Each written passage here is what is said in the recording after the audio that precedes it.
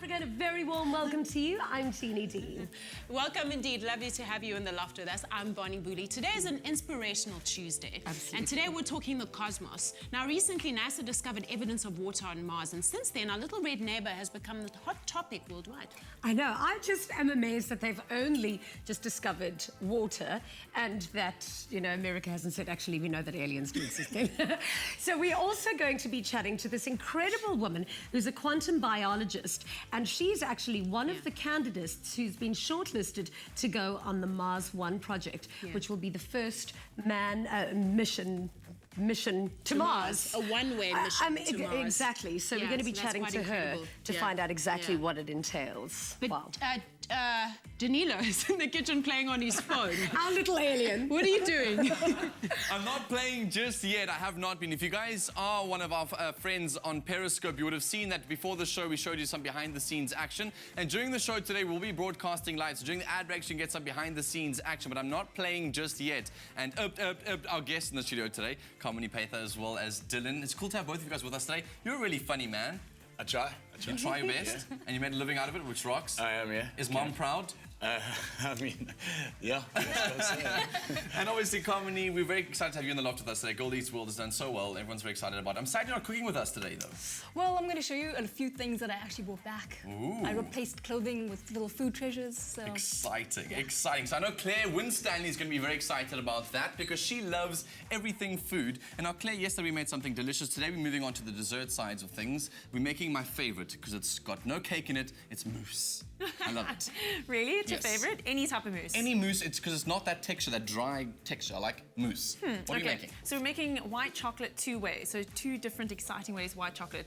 I'm going to be making a white chocolate almond mousse cake. Yummy. Should be absolutely delicious. Don't forget to go to afternoonexpress.co.za. All the recipes, shopping lists are available for you over there, and we will be posting it on Facebook too. If you want to interact with us live on air, there's so many ways. We've added Periscope to that list, but our number you can dial 0839133728. Make sure it's saved on your phones. Otherwise, we're at Afternoon Chat on Twitter. You can use the official hashtag Afternoon Express. Otherwise, on Facebook and Instagram and Periscope, you can find us Afternoon Express. Now, we have been speaking about delicious foods, but if you've been following the news of late, everyone's attention seems to be on Mars. Jeannie's standing by with one of the ladies who's going to tell us more. Thanks, Danilo. Now, South Africa has a list of world firsts, including the first successful heart transplant by Dr. Christian Barnard in 1967, to the first successful male genital transplant last year at the Tygerberg Hospital. Now, a South African stands to be in line to be part of another world first, the opportunity to join a 24-strong team that'll embark on the Earth's first manned mission to Mars.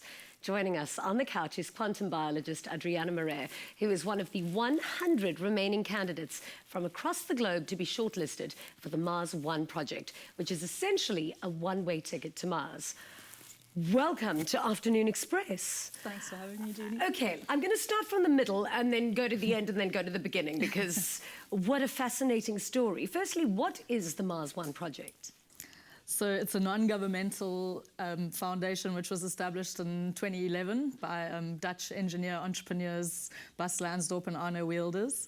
And their idea, which is to send people to Mars for the very first time, is, in my opinion, the most ambitious project ever proposed in the 3.5 billion years that life has existed on the planet. And I feel absolutely lucky and privileged to be alive at this precise point when it has been possible for me to volunteer for this project and possibly even to depart from Earth to Mars for the very first time. Okay, is it possible? Can we get to Mars?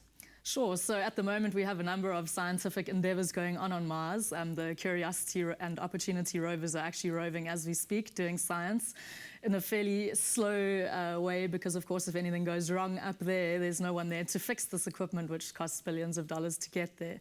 So the idea of sending humans to Mars would basically make scientific exploration and research possible at an exponentially faster rate than is possible currently. So we do have experience landing things there. Nothing's ever come back, however, and of course, no people have ever been to Mars. Okay, so you are aware that you're signing up for a one-way ticket. That's pretty intense. Well, so my standard response to that is that we are actually all products of one-way trips, no matter where on the surface of the Earth we happen to currently live.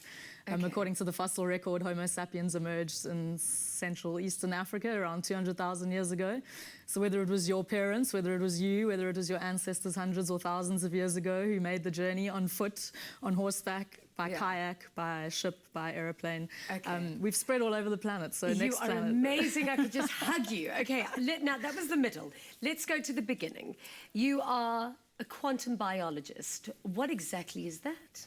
Well, so I'm actually a theoretical physicist by training. Okay. And we are lately starting to study biological systems as well, especially photosynthesis. It appears that you need quantum mechanics to understand how plants, algae, bacteria harness sunlight energy so efficiently. And of course, this is a useful study with respect to developing highly efficient solar cells and renewable energy technologies. Okay. But lately I've been interested even more in what were the precursors to photosynthetic organisms. So what were the very first organisms to have emerged and how did they emerge? And this is kind of the topic of my research. So you found out that there was this trip to Mars and you decided, well, this is right up my alley, clearly. Yes. I'm going to enter. What is the entry system like? I mean, what criteria do you need? So in 2013 was the first time I heard about it, and unglamorously I read the article and then ran to the toilet thinking I would vomit because I decided in that precise moment of reading the article that needed to be you. It was for me. It was for me.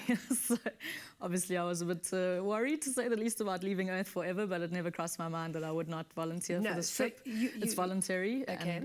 Then do you have to go through a series of tests? So I think the most exciting part's coming up next year in September, when all 100 of us will gather in one location, as yet undisclosed, to go through a series of group challenges and so on, where they will then select the 24. So far it's all been online. We've had to go for preliminary medical exams, answer some questions, do some interviews, study some material.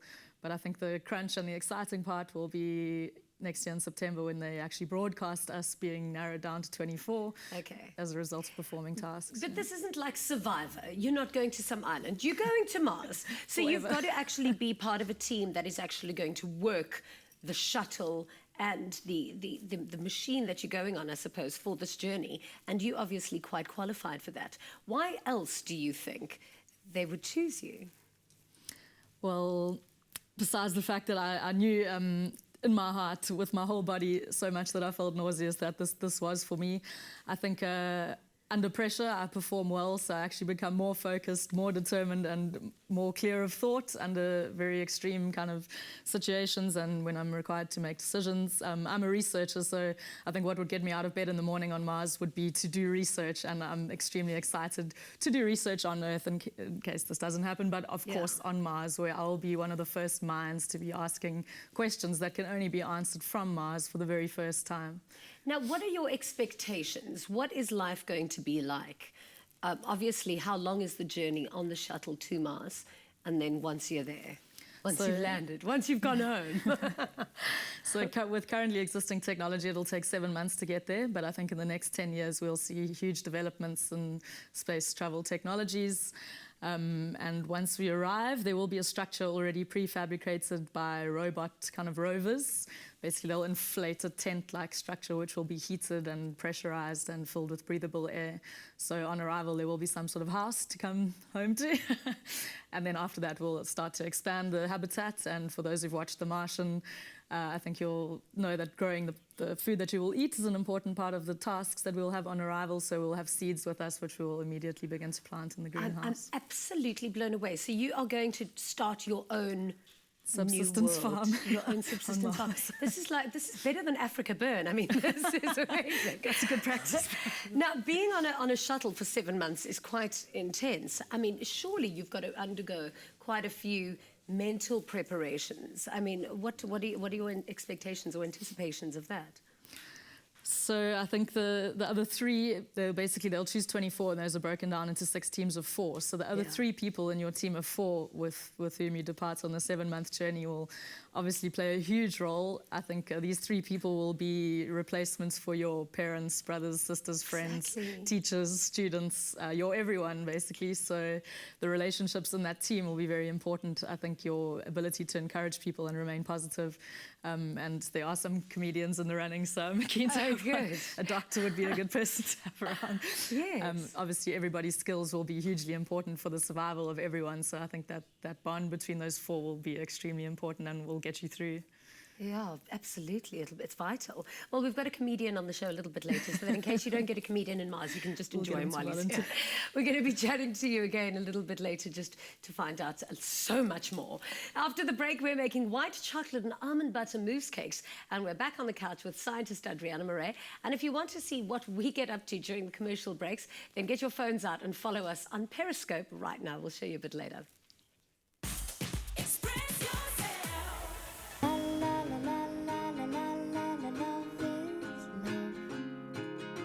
Show them how much you love them with Bob Martin.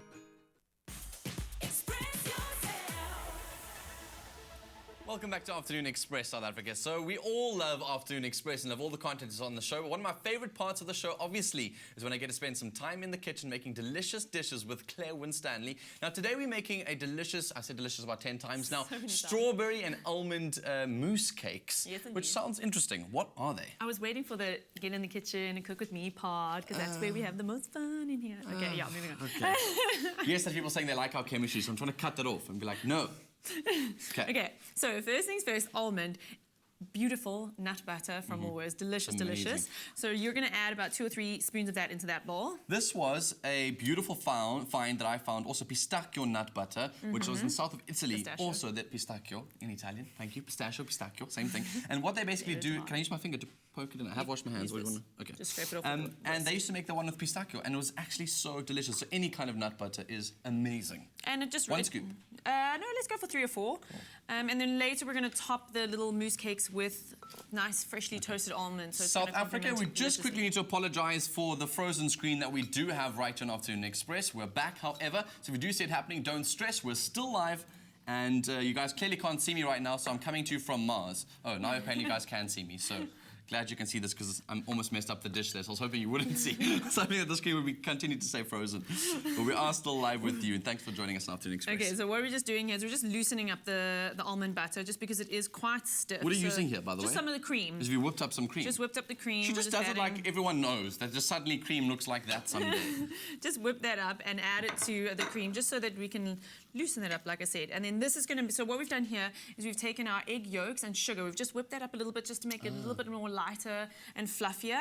And we're going to add our cream to this. It's a little bit of a add this to this, which adds, it's kind of very paint by confusing. numbers here. Okay. You kind of follow the recipe I'm and focused. follow the steps. And it's almost like add this to this, then this to this to this, and then we decorate. Well, speaking of which, it is on our website, afternoonexpress.co.za. It is there for you, the recipe and shopping list. Yes, just indeed. follow step by step, especially when it comes to desserts. Please don't try and skip steps and add extra ingredients. It doesn't work with baking. It really doesn't. No, it really doesn't. Like, you know, in, say, a recipe like this, you're like, oh, I don't have white chocolate. I'm just going to leave it out. Well, then No. it's not white chocolate mousse. True. So mix okay. that up, and then just let's give it a whisk so we can just distribute it evenly.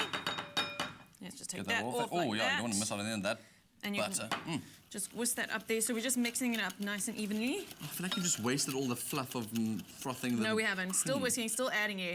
Now you're going to add this into this. We have to do this really quick and really consistently. Because this is melted chocolate, Okay. if you add your cooler ingredients to this, it does set the chocolate up and Okay. solidify. So I'm going to 3, 2, 1, let's go! go for the All best. of it! Get it in there! No, we're winning, Okay. we're winning. We're doing good, we're doing good. How those guns? Are your arms getting tired yet? No, not at all. Winning. Okay, we're managing. Is it all in there? Yeah. Okay, that's the think best I so. can do to Can't get most of it actually out. see. And that's kind of it. So you can see that the color coming through is that beautiful nut butter. Hey, can we just admit that we nailed it? Yeah, we totally did. High five. No lumps, Nothing. no seized chocolate, no set chocolate. It looks stunning. And that gets popped into a piping bag over here. And that is the mousse, our white chocolate and almond mousse for inside these beautiful little lovely. orange mini bun cakes. How cute are these? They are very, very cute. They're new at Woolworths, and I love them. Okay. I love them. I would have thought you could just eat them like that. They look so awesome. 100%. They're beautiful just as is. They've got a stunning orange glaze that goes over it. But I love white chocolate. You love mousse. So we're just going to combine it all together. Cool. So take these out. They're stunning and moist and delicious. You just open them out like that. And then we're going to cut a little hole in the middle. We'll sort of just cut them in half, really. I'll take a few out for you. I'll just show you how to do 3 South Africa, and then you guys can do the rest for yourselves at home. Like that. cut that in half. There's 3 of them. You can just have to decorate 3 and then we'll do the rest later. Okay, the mousse goes in here. The mousse has been in the fridge just to set up a little bit. Yes. Because it is quite... It's quite liquidy here. Yeah, there we go. The chocolate's quite liquidy there, so we're just going to squeeze. It's quite solid. Squeeze nice and hard. Sure, you're shaking there a bit, Claire. No, that's Struggling. that's my muscles. Do you think you need a man to help you here? Yeah, let's you try this. Oh Here we no, go. this is terrible. Let's now do watch it. me do it even worse. Okay, which one must I do? This one? Yeah, well, I go for the bottom. So we're going to Oh sandwich. wow, it's quite hectic actually. Eh? Ooh, I didn't make it go round and Look round. who's shaking now. At least I managed to keep How do you mine wait? in a little ball so we can squeeze that into the middle. I can make it a little bit better, I promise. Watch. Now you're putting it on the lid, so Oh, that's wrong. awkward. Well, that's fine. We'll wing Double it up.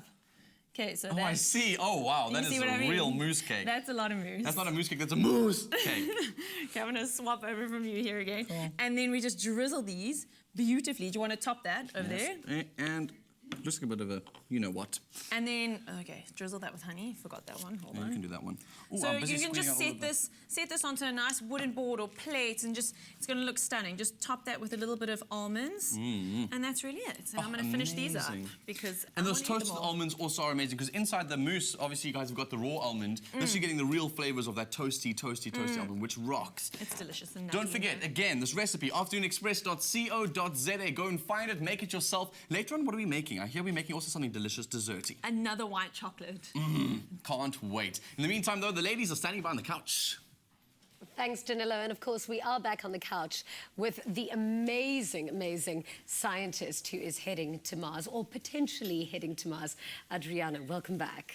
Now, Adriana, I want to now talk about the psychological and emotional process of all of this. How has your life changed since you found out that you were shortlisted for this mission to Mars? So I think for some people it's been an extremely difficult process, and a lot of people have dropped out, of course. People who are married or have children, for example, I think that's a tough one. Yeah. So I was in a relationship in the beginning, but that's sort of self-destructed for other reasons. So I'm now single and I don't have Not children. because you were going to Mars, No. possibly. Yeah, But okay. men are from Mars anyway, so Anyway. you'll understand. Speaking of men, I mean, what about procreation and intimacy once you're there? Is it Yeah, something because you're that's creating encouraged? a whole new world there. Is there a smaller pool to choose from, I can imagine? So I'll have to respond scientifically first. So you need a few hundred people to have enough genetic diversity to start a new population, according to certain studies. So anyway, it wouldn't be advisable for the first 4 to go ahead and procreate because the medical facilities will be quite primitive in the beginning. I mean, having one child on a planet would be quite a cruel way to kind of start the new generation, I think. So it's advised against initially by the Mars One project. So any intimacy of any sort is... Well, reproduction, Right, quoting romantic. the website, reproduction is Romantic. advised No, I'm against. thinking romantic. I'm not saying have a kid, pop a kid the first thing is to do The when first you get Martian, to Mars. I mean, I guess there will be some competition to be the first mother on Mars. But I'll be in my 40s by the time the departure's in 2026, so... I mean, can you live on Mars? Is that a silly question? I mean, did they have oxygen there? I mean, they've just discovered water, but they didn't actually discover water. They discovered some form of water. So the discovery that was announced by NASA a week or 2 ago was that water exists in a liquid form, which was surprising because Mars, on average, is about -60. So the fact that it had salts dissolved in it and was more like brine water helped to change the melting point. So it's Okay, it's so in how can liquid you form. survive? I mean... But previous to that, they did know that there's H2O in the sand, so it's an ice form because it's cold. 2% of the surface sand, the Curiosity rover found just in 2013, is ice. So you can extract this, melt it, and also extract the oxygen from the H2O to breathe. So your air and your drinking water will all be renewable, essentially, as long as you have power, which will come from solar-powered technologies that you bring with you. Thin film photovoltaic panels, which can generate as many kilowatts as you need, depending on how many you bring. And that's how we will Will you survive. live in a spacesuit, like in one of those little oxygen kind of tents? So in your tent, which will actually be quite big in the end after we hopefully have expanded the initial one that's set up by the rovers. So each person will get a living space of like 50 meters squared. The plants will have like 50 meters squared. There will be a laboratory and a group sort of area as well. And yeah, within the structure, you can walk around in shorts and T-shirt. I'm not sure what standard issue clothing they're going to give us. Right. Mars One T-shirts or something. But outside, of course, you have to wear a suit. But you can survive probably for about 10 seconds outside without a suit. Yeah. What are your feelings around the idea of saying goodbye to your family and people that you've known for your whole life and walking away from those relationships?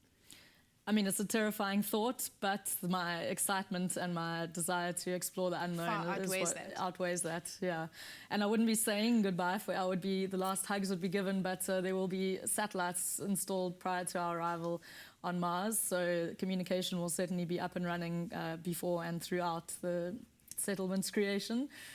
So yes, we'll be social mediaing up a storm from Mars as well. Will there be some kind of a delay? Like if you send a tweet from Mars, would we be able to get it in real time, or will it deliver in about 7 months? If you consider it takes 7 months. No, I watched, what's that movie with Matthew McConaughey, Interstellar. I mean, is there a loophole or is it like real time? Unfortunately, we haven't discovered wormholes yet. That would make things a lot easier.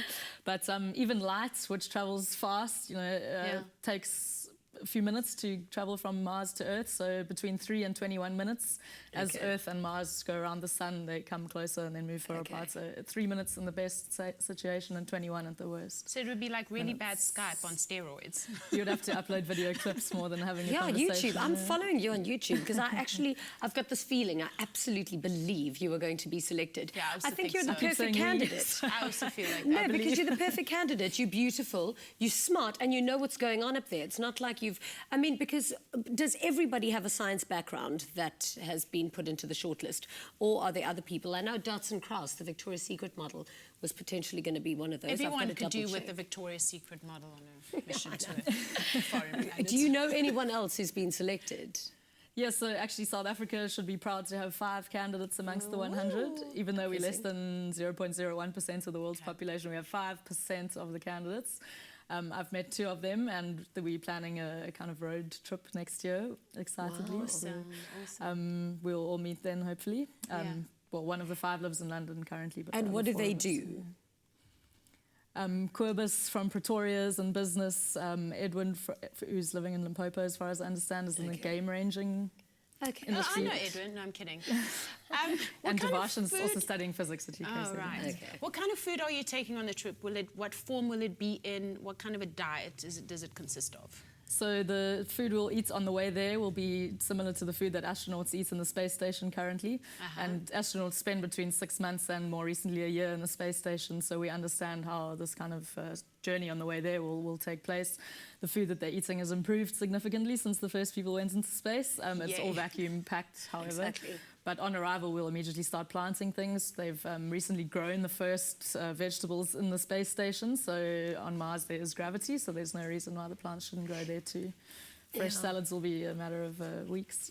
Now, I understand that this is ridiculous. I mean, this is the most exciting mission to Mars I've ever, heard about, other than the Sandra Bullock one. But I mean, what kind of quality of life is anticipated or expected there? Or is the sole purpose of this project just to test out and see if potentially humans can live on Mars? So as pioneers, I think the time in the beginning, or your life in the beginning, will be much harder than subsequent people who arrive. But I like to compare this, and my parents actually pointed out this analogy first to me, that our ancestors were French Huguenots who departed from France, made their way to Holland, and came on a 5-month one-way ship mission down to the Cape.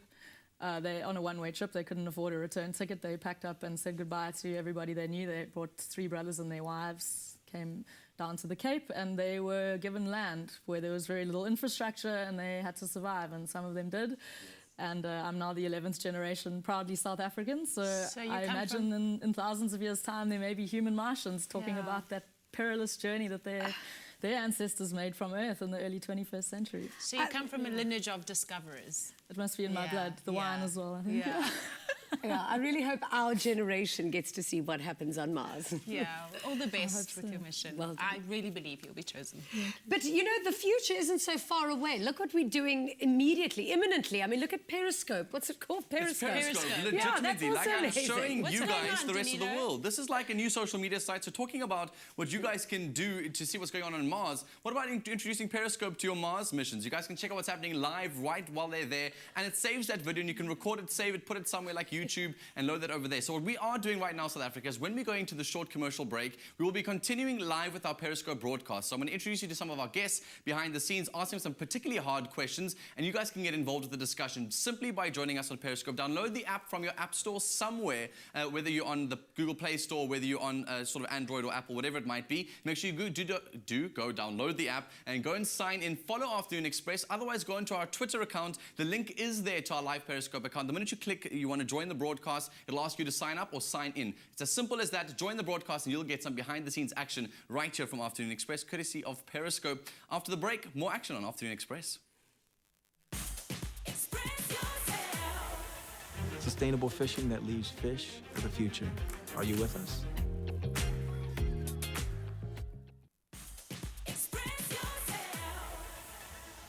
Africa and its diverse culture has been a source of inspiration for fashion on a global scale, though it's rare that local African artisans ever see the benefits of retail trends. Helping to empower talent on the continent, the Ethical Fashion Initiative actively reduces poverty by empowering women through fair work opportunities. Joining us today is Catherine Wills, Managing Director of MIMCO, an Australian brand loved here in South Africa, who has partnered with the initiative to make a difference.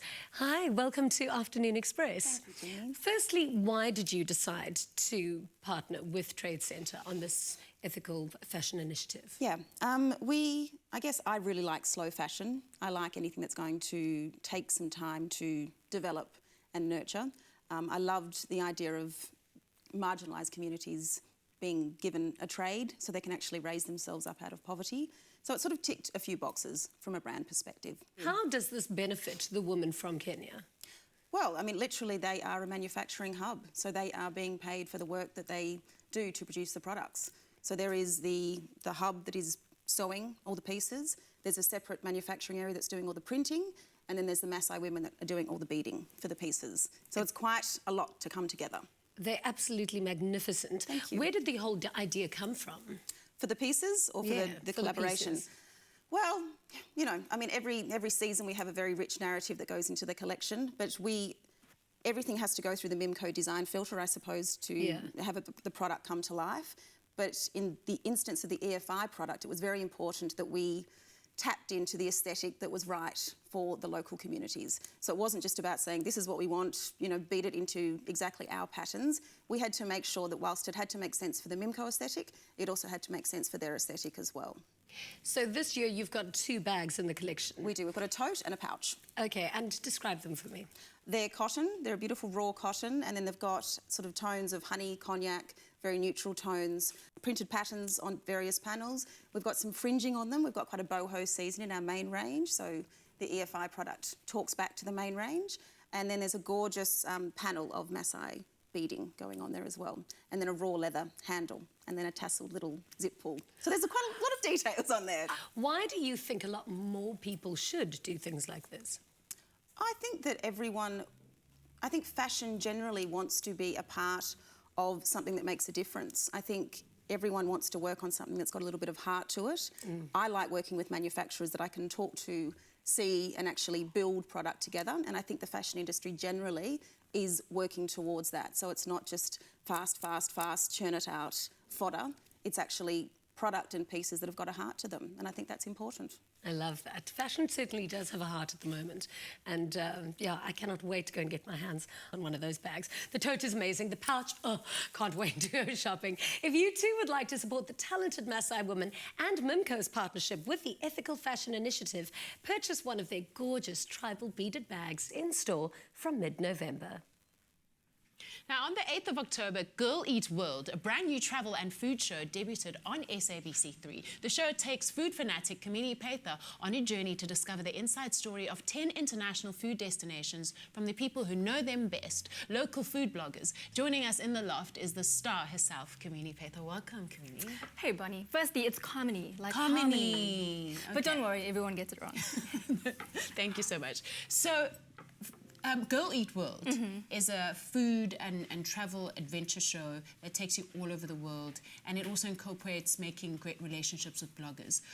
What are some of the adventures that it's taken you on? Well, firstly, we started in Joburg, and then it was Bangkok, Tokyo, Sydney, Lima, Philadelphia, Berlin, Milan, Copenhagen, and Dubai. So we covered quite a vast expanse Over of the world. what period of time was that? We did 9 cities in 9 weeks, which was really difficult. It really was. Because there's the traveling in between and the jet lag and all of that and the planning for and each the missed place. flights and then sleeping in airports, and it was probably one of the most unglamorous things, but most exciting things I've ever done. Gosh. How did the show idea come about? It's also self-funded. Well, it's between Right. myself and Lucky Bean Media, and we funded the show together. So I think anyone that does advertiser-funded programming knows that it's quite difficult to then broadcast overseas, and that was one of our main objectives. And we've done that. It's broadcast in Africa, Europe, Middle East, Philippines, Southeast Asia, and now in North America. Wow. You're quite a foodie, and we're also foodies on the loft, from one foodie to another. What have been some of your most profound and exciting discoveries about food? I think one of the things is that you can eat anything, and I didn't quite understand that. I mean, it's in Sydney. We met with a blogger who was Malaysian, and he showed me the Asian part of Sydney. And he went into the store and he said, just wait right here. Asian part of Sydney, oh, wow. Yeah, because I mean, there's a huge Asian influence there. So he comes out with this egg. I was thinking, what is he bringing out to me? I cracked this egg open, and he invites me to taste some of the juice. And I did, and it was like very intense poultry broth. The juice of the egg? Yes. Wow. So what I didn't know, it was actually a Thai dish called a ballet, or a 17-day embryo egg. So it's a duck egg that's been fertilized, and then it's allowed to grow for 17 days before it's boiled. So I took a bite. He then informed me it was placenta, and it was kind of like crunchy grizzle. It was completely disgusting. And then I unwrapped the entire thing, and it was just this sort of gloop of bones and feather and beak and a few other strange things. So thankfully, that's probably one of the weirdest things that I've attempted to eat. But there were a number of other things that were quite impressive. In Lima, I got to eat beautiful ceviche, or new-style ceviche. So that's raw fish that's cooked with citrus, and then pieces of calamari tentacles on top. Oh, wow. In Milan, I got to learn how to make risotto Milanese. From a third-generation Italian chef, and that for me was such a phenomenal. But it was such a beautiful moment because he didn't speak English and I didn't speak Italian, but we spoke food. But you could speak about food. Exactly. Yes. Do you think that you've become a less picky eater, and are you able to are you more tolerant of foreign tastes and food you've never eaten before now? I think I've always been quite adventurous, and thankfully my constitution is such that I can eat pretty much anything. Anything. Yes. Now, you've brought along some treasures that you found on your travels. Please take us through them. Like any food traveler will tell you, I have ditched a lot of clothing and other personal Travel items. light. Exactly. Well, I don't travel light. I ditched them so that I could bring home some food treasures. Wow. So this is salt from Italy, and if you look closely, you can see it's all grey, and it's natural salt. I see this, yeah. So usually when salt is quite white, it's quite pure, and you're not getting all those micronutrients from it. Right, it's quite processed. Exactly. Right. So this stuff is the real deal. That's incredible. I was quite chuffed with that. And this is this is what you would make risotto Milanese with, which is saffron. Saffron, yes, Saffron. yes. Is there a certain type of saffron? This is Middle Eastern saffron. Smell that. It smells amazing. So I've got saffron- saffron at home and it smells nothing like that. You can take some before you leave. That stuff is amazing because you can use it in savory dishes as well as sweet. I recently made a saffron ice cream with a... Saffron ice cream, wow. With the pear tart tatin. So you get the sweetness of it and that saffron flavor. Wow, lovely. And this is beer-flavored vinegar, and this is from Copenhagen. Copenhagen. Yes. Wow. And Copenhagen is quite special because they've got these treacherous winters. They try and infuse a lot of their summer ingredients into things that they can use the entire year round. Wow, that's quite innovative. It is. So what do you foresee in the future for Girl Eat World? Ooh, we're planning season 2, so I'm trying to figure out. I know, so I'm trying to figure out where do we want to go, where do people want to see. So, hit me up on social media and tell me where you would like to see. Wow, I'm definitely going to hit you up. I'm going to follow you everywhere. Thank you so much for joining us, Kamini. Well, Danilo, our Periscope freak, has got something to say. Indeed. Before I show you guys how to sign up, make sure you guys catch Girl Eat World on Thursday evenings at 9 p.m. exclusively on SABC3. It's going to be an absolutely epic show. I really, really love this girl. She's beautiful and she really knows what she's talking about when it comes to food. It's a real cool foodie journey to go on.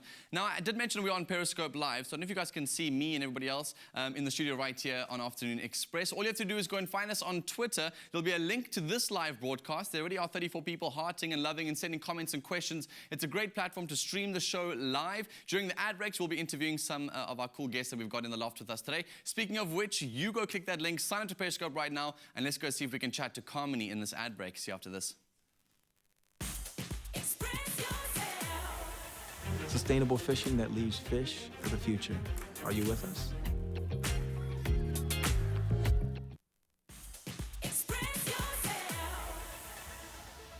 Welcome back to Afternoon Express. Now, he has grown in his comedic career over the past 6 years and become one of the top performers in the country. He's headlined at Comedy on Broadway, one of New York's top comedy clubs, and also, as an actor, has starred in the gritty pirate series Black Sails. Joining us on the couch is Dylan Skews. Welcome. Thank you. Thanks for having me. Firstly, I want to know, when did you get your big break? When were you initially discovered? I still don't think I've been discovered yet. Well, let's hope good people are watching. Yeah. Go, man, tell me. Geez, man, I've never really looked at acting or comedy as getting a big break. I've just looked at it as an everyday job, and I just do a better job than 90% of people out there. Well, you do have a much better voice than a lot of people I've ever heard. What a remarkable sounding voice. Are you trained? I mean, did you train as an actor? Yes, I did. I trained. I got a BA in acting, which is bugger all, really, but I did study, and yeah, you can't study comedy, you're kind of born with that. But, exactly. Yeah. That's why I asked, did you study acting? Yeah, I did, because comedy kind of, like, you're either born funny or you're really not. Yeah, so it's all about comic timing. When did you discover that you could actually be really funny? Well, I think I've always been the class clown, as far as being, just buggering about in school. But I started comedy out of varsity. I was a waiter for like 6 weeks, and that just wasn't happening. So I just thought, try my hand in comedy, eh? Why? What was the worst thing that happened to you as a waiter? Oh, I'm just not a very good waiter. I'm waiting for some comedic story. I'm waiting. Where do you source your inspiration from, and where do you source your material from? Well, I mean, we live in South Africa. It's a pretty remarkable place in terms of comedy, and yeah, just everyday life, eh? Just everyday stuff. I just try to look at the funny side of things. Cool. And, yeah. Now, you played a character in Black Sails. Who did you Yes. play? I want to know about your involvement in that. I played a guy called Logan. Yeah. He's a drunken pirate that, loves the whorehouses, I guess, if you want to say that. Nice, afternoon TV. He is a comedian. He wants a club, but he's a comedian. Oh, yeah. So he was just a crazy drunk pirate that eventually got the slice. Okay. 2 years How many later. episodes were you on? I was on about 18 or so. Oh, wow. So you had a 16? proper part. Yeah, You're yeah. a proper rough pilot. Yeah. Lovely. I was like, I did it for about 2 years there. So. What was the experience like? I mean, I've driven past the set a couple of times in Cape Town, and it looks incredible. You just see these you literally see these massive boats and these black sails in the middle of the farms in Stellenbosch. So what was the experience like? I mean, it's literally on a whole other level. It's the biggest thing that, I hope not the biggest thing I'll ever do, but at that point, it was certainly the biggest thing that has ever been in South Africa, I reckon. I mean, the production is just on a whole other level. I think it's like, I don't know, something like $6 million an episode. So amazing. I mean, you can imagine. Talking about doing really big things, I mean, you've been sitting in the loft watching the rest of the show, and we've obviously been speaking about this Mars project. Yes. If you ever had to go to Mars, what 5 key items do you think you'd take with you? 5 key items I'll take with me. I'm going to take my dog. I'd love to take my dog. Okay. If you want to call that an item. Okay, what dog? His My name? I need girlfriend's the probably watching info. this and hoping I'll take her, but she's not an item. She's my girlfriend. I've got a bulldog. His name's Rusty. Okay. Yeah, named after the late Rustum August, who was a good friend of ours, also a comedian. So yeah, he's named Rusty. If I could take him, that would be amazing. All right. I'll take my PlayStation, a couple games. Oh, yeah, because there's nothing to do in Mars other Exactly. than sit and play TV games. Yeah, I mean, why You're not? a resourceful one. For night time. I suppose I'd take my sleeping socks. I've got a pair of sleeping socks that I like. Who got the comedian? Okay, sleeping socks to Mars. Good. And yeah, I suppose a toasted sandwich machine. I really like toasted sandwiches, so. Brilliant. Great. Amazing. Thank you so much for coming to see us. Where can we catch any of your gigs? We actually run a gig every Monday on Long Street at Sergeant Pepper. Brilliant. So pull around every Monday at Sergeant Pepper. We've got all the top acts from around the country. Last night we actually had John Vlismus in the house. So, Wonderful. Yeah, and that's the gig's growing in stature, and it's a great gig. So fantastic. Thank you so much for coming to see us in the loft. Right now, though, let's cross over to something sweet with Bonnie. Thank you, Jeannie. It's sweet treat time in the loft right now, and we've got another amazing chef joining us, Michael Degg, to show us more exciting things that we can do with salati sugar. Welcome, Michael. Hello. Right, so what have you got for us today? So today we're going to be making a lovely white chocolate mousse and some muscovado shortbread crumb. Okay. And some macerated strawberries and some thyme syrup. Okay. So nice and fresh for summer. And this type of ice cream's for me, obviously. Yes, Yeah. exactly. Okay, cool. Yeah. So first of all, I'm going to get you to make the white chocolate mousse. Right. Okay, so I've melted a little bit of cream and some white chocolate. Okay, and then we've got some whipped cream and some whipped egg yolks. All right. Egg whites, sorry. So what you're going to do is you're going to firstly fold in your cream using the spatula into the egg whites. Okay. And then we're going to fold in that afterwards. I'm going to, in the meantime, be making the shortbread crumb. So first of all, I'm going to be using both the sugars. We've got the muscovado salati sugar, and we've also got the caster sugar. So very, very simply, just going to be mixing that with the butter to make a cream. Yeah. And then lastly, folding in some corn flour and some regular flour. Then we'll be baking that, and then that will form our shortbread crumb.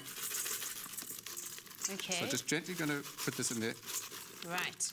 And do I mix this gently or lightly? Or? Just fold it in very lightly. Just fold it in. Yes, doing figures of 8. Moving the bowl and then moving your spatula as well. Just nicely forming a nice cloud there. Right. Perfect. Awesome. What would one usually accompany this with? This it's really, really goes well with chocolate, you know, and very well with strawberries. So for the middle of the summer, as we're coming into now, it'd be very nice with strawberries, which are from Stellenbosch as well. Oh, lovely. I see they're like in a little strawberry juice. It looks quite red. So that's a little thyme syrup I've made. Wow. And with the thyme syrup, I've just made some sugar, melted it with some water, infused the thyme in it, and then you just let that sit with the strawberries overnight, and it'll pick up all the beautiful flavors. Sounds amazing. Yeah. Does that look good? That looks perfect. Okay, perfect. Great. So just fold it in a bit more, and then you'll just see that it's almost incorporated, and it'll be like a nice fluffy white chocolate cloud. Okay, great. Right, what do we do next? So next up, okay, we can just finish doing that, and that we can set in the fridge. And luckily, I've made some more already now. Already? Okay, yes. Perfect. So I'm just going to finish making this shortbread. Okay. So I'm just going to cream that. And once it's all incorporated, then we can mix our dry ingredients. So it's all our wet ingredients first with the sugar. Right. So make a cream, and then we'll put into our dry ingredients last. Okay. Perfect. Awesome. So that's almost ready. That's almost done. Yeah. You can see that as well. Okay. Do you need me to pour the dry ingredients in for you? That's perfect. Okay. Yeah, you can put the dry ingredients nice and slowly. Okay. I'll just switch that off for the minute so we don't get the flour all in our faces. Right. Obviously, all our measurements and the full recipe and shopping list is on our website, afternoonexpress.co.za. Okay. And I'll just switch that down low. And that'll make... All of this? Yes, all of that. And that's our corn flour. Okay. And that'll make it nice and light. Perfect. Now, once this is incorporated, you use a greased baking tray and bake it at 180 degrees for about 20 minutes until you've made a biscuit. Okay, awesome. And this is once you've made the biscuit and you let it dry, then you can just... What it's going to look like? This is what's going to lit up, and you can just use the back of the rolling pin... To crumb it. To crumb it. Okay, And it's the delicious muscovado crumb. So that's basically what you're looking for inside for the crumb. Okay, perfect. So how do we assemble Then to assemble, yeah. we can keep it nice and neat. Just on a plate, we can just put some of the shortbread crumbs. So it's basically almost like a deconstructed tart, as you would say. Okay. Great. Maybe a bit of perfect. strawberries around. Lovely. That looks amazing. Yeah, lovely and fresh. Lovely and strawberries. I can't wait to dive into them. For like a hot summer's day like today, it would be perfect. Yeah. Great. And then I'm going to take some of the mousse. The mousse would usually set for about 2 to 3 hours in the fridge, and you'd have a nice set mousse. So I thought this was ice cream. This is actually the mousse. This is actually the mousse, correct. So fine. Yeah. Wow. So I'm just going to do, as we say in the industry, a nice richet. Richet. A richet. Oh, that's when you slide the spoon. Yes, exactly, yeah. Okay. And there we go. And then maybe we can just take a little bit of drizzle of the syrup. And just drizzle it on the mousse. Exactly. That looks absolutely amazing. Thank you so much, Michael. Pleasure. Let's check out what our roving presenter's up to. Danilo. Blended with caramel syrup, Salati Muscovado is delicious in brownies, gingerbread, fruitcake, and sprinkled over porridge. Salati, always good, always sweet.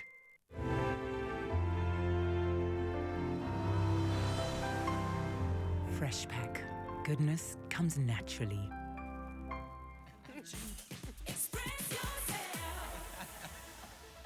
Welcome back to Afternoon Express, South Africa. So we're busy having a good laugh now because this phone has become the nuisance of our existence. We've been busy periscoping during all of our ad breaks, and we've asked everyone the question about whether they believe that aliens exist or not. So you can go and find us on Periscope. We're Afternoon Express. The video is available for you there, so you can go and almost like download it and start from the beginning and watch it the way through. This is all the behind-the-scenes action, Afternoon Express. All the nitty-gritty, dirty. Find us, Afternoon Express, on Periscope. We're going to take a caller now. We have Tony on the line. Hi, Tony. How are you? Well, thank you. How are you? Good afternoon. Good afternoon. Thanks for calling Afternoon Express. What's your question or comment for Adriana? Yes. What will happen in the event of one of the crew passing away while they on Mars? If somebody dies, what happens now to the remains of that person? Will that be first examined why the person passed away, and then how they will dispose of the body? You know, that's interesting. Thanks so much for your call. Thank you. Yeah, good question. So I think that would be up to the person who died. I suppose everybody would get the opportunity to say what they would like done with their body in the event of their death. For me, on the Mars One website, it said you'd be able to be buried or cremated, but for me that would be a travesty. You know, I mean, I would hope that all my organs would be put on ice if they were still in a state to be reused, that all of my precious organic molecules would be added to the garden to sustain future generations. So they won't use you for alien bait? Or a braai, hopefully not. That's such an amazing idea because you've got to utilize everything that you have. Everything's so precious there. Incredible. So it's funny that we actually asked you the question in the commercial break about aliens, because on Facebook there were a lot of questions to you about aliens. Do you believe that they exist? So I do a lot of talks for kids, and I ask them what they think about whether aliens exist or not, and then I say the correct answer to that is that we don't know yet. You can have an opinion about it, but we have not as yet detected evidence of life forms off of Earth.